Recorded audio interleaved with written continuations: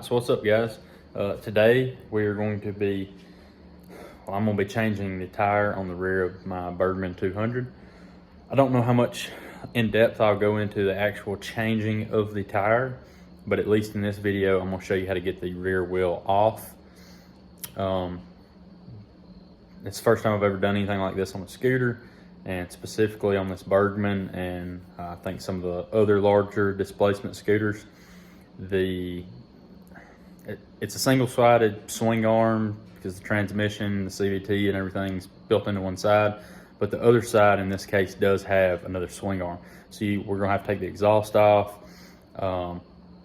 lower shock mount, caliper, and then this entire like swing arm bracket's gonna come off. So anyway, let's just jump right into it. Okay, so here's the rear of the bike, and you can kind of see this bracket runs all the way up through here and connects to, I'm guessing, the back of the engine block or something of that sort. So anyway, all this stuff has to come off to be able to get the wheel out. If you just simply take the wheel nut off, you can't, the axle's fixed, there's no way to get it out. So to start doing this, we're going to remove the exhaust clamp bolt or loosen it up. Then we have a muffler mount here that has to come off, and then we also have another one under there that has to come off. So we're going to yank both those off, or all three of those off real quick. We can get the muffler off the bike. Okay, I actually lied. There are two 12mm bolts holding it in on the bottom. One on the top, and then the where it bolts up, clamps around the header. Makes a total of 4, not 3. And this is what your bike will look like after you take it off. There was one on the bottom, 2 on the bottom, 1 on the top, and then the muffler bolt. So the next thing I have to do is, now I have better access to the axle nut, so I'm gonna take the bike off the center stand, put it on the side stand, probably put a zip tie around the rear brake because I'm doing this job by myself. I'm gonna get this nut broke loose. Then I can put the bike back up on the center stand and go from there.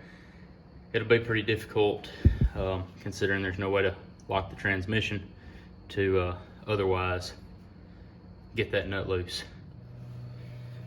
Okay, I lied to you again. I was able to get the axle nut loosened up just by putting my left knee here, right knee, one of the two. I turned the handlebars to the left and used my right hand to reach in and pull the rear brake, and the steering was full lock to the left. Put my knee here so I didn't try to tip the bike over, so I could push down with my knee and I could pull up with my breaker bar and didn't have to take the bike off the center stand. Now moving on to the caliper. Looks like it is held on by these bolts, go through and into it on the back side, 2 spots. It is a it's Allen, and it is 6mm. So we get both of these off.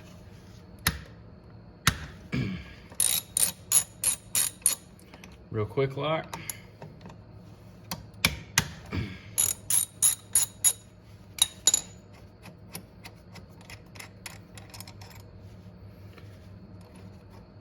When removing them, it's probably a good idea to double check the lengths. They're identical, so it doesn't matter to keep them separated in any special way. Same goes for the 3 exhaust bolts and the 1 exhaust bolt that holds the clamps around the header pipe. It stays with the muffler. So far we've removed 5 bolts completely, and we've loosened the bolt on the header. That is going to allow the caliper to slide forward. Now, at this point, when you remove the caliper, do not, for any reason at all, do not press or pull the rear brake lever. you're gonna have a hard time getting the caliper back on the disc if you do that. And I think I'm going to remove this 8mm up here. That way it'll give my hose some slack to help get this the rest of the way off. I think that's an 8.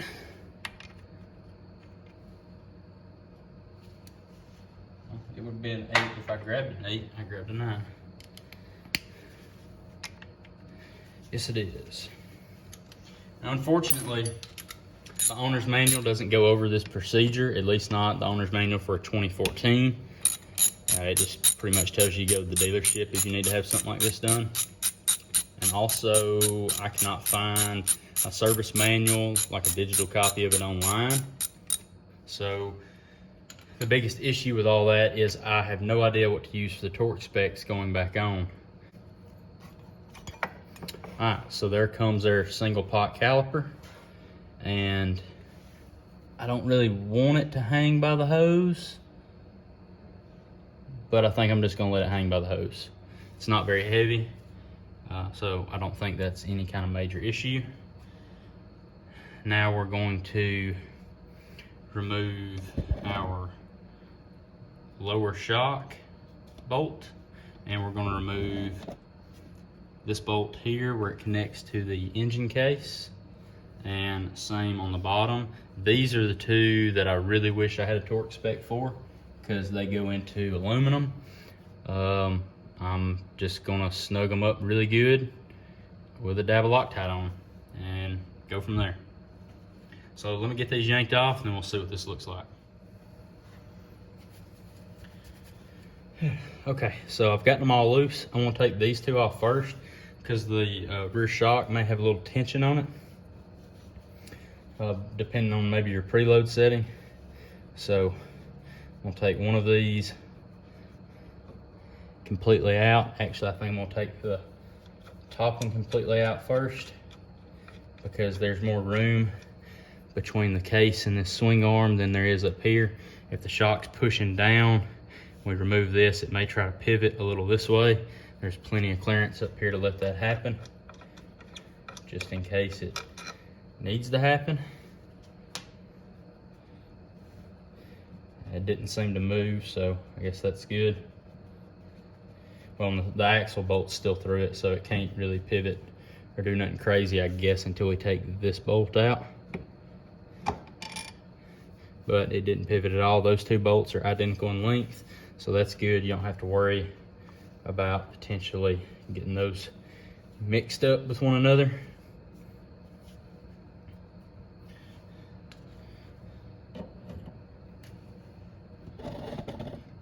So, holding it with my hand, get this exhaust one the rest of the way out.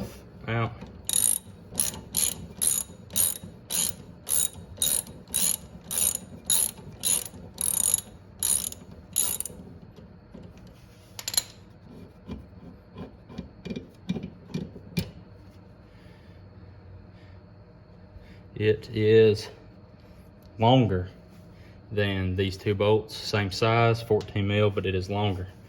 Now that I've got the axle nut is already loose, I can spin it all the way off,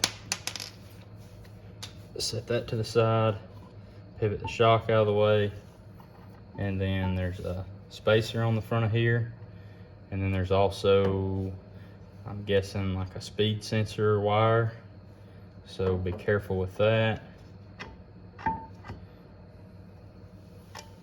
Okay, so it looks like one spacer on the outside. It is lipped. The lip goes inward to the wheel.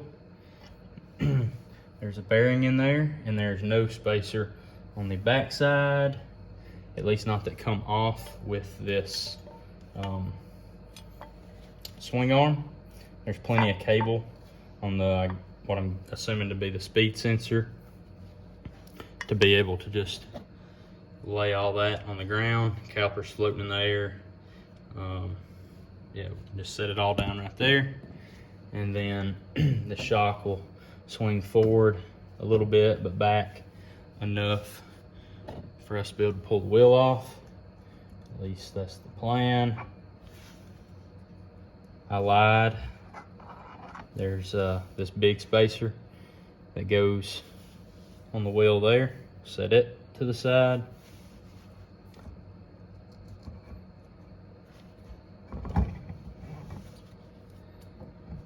The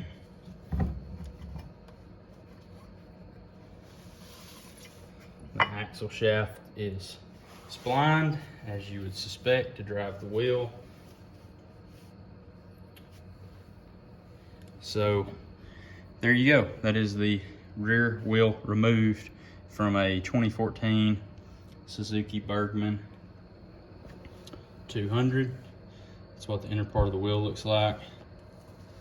It's the rotor side minus the spacer. You can see the splines cut on the ID of the wheel there, or the sleeve that's pressed into the wheel. I don't think I'm going to show me changing this tire.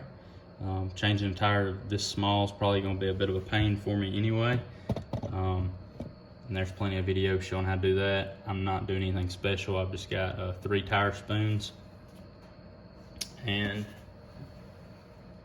the new tire, as we can see here, I've went with the Michelin Power Pure SC in the factory size of 130/70/12. There we go. And yes, we're gonna get that installed. I'm not gonna show reassembly of all of this stuff. It should be the exact same as when I took it off. Another look at the bike real quick. I've always been worried about hitting like severe potholes or something at speed, and just wondered how strong and sturdy this setup is. That was also prior to realizing that the right side of the bike here has like its own swing arm to help brace everything. But man, that looks awful beefy. Like my hand for reference, that thing's 8 inches thick, vertical.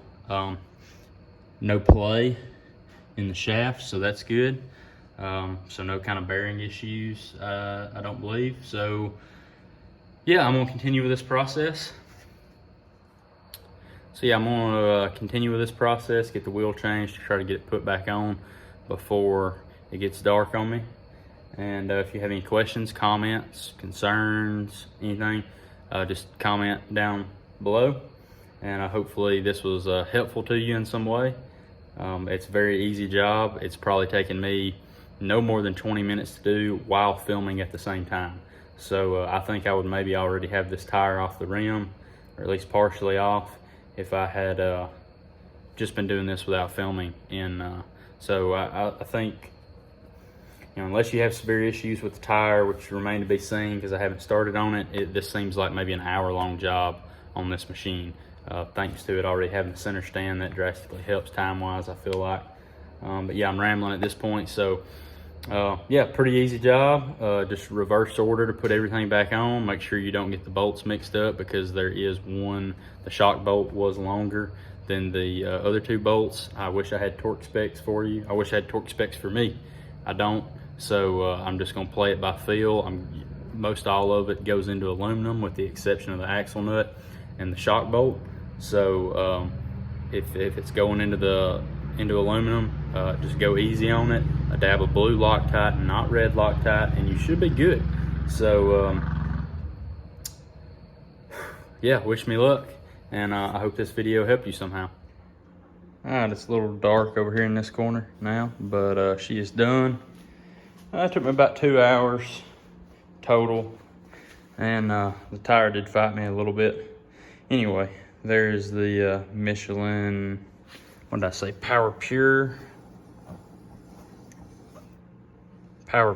SC mounted up. Seems to be, it could just be my imagination, seems like it's not as beefy as the stock, but for some reason, staring through my phone screen, it seems beefier, but to the naked eye, it doesn't seem as beefy. Anyway, it's probably a non-issue, but there she is, easy job. If you can change your own tire, no doubt you can get all this stuff off to get it off and be comfortable with it.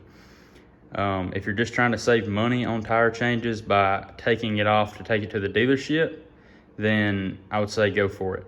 But definitely, if you're capable of doing your own tire changes, mechanically speaking, then getting all this crap off, that's a non-issue. So catch y'all next time.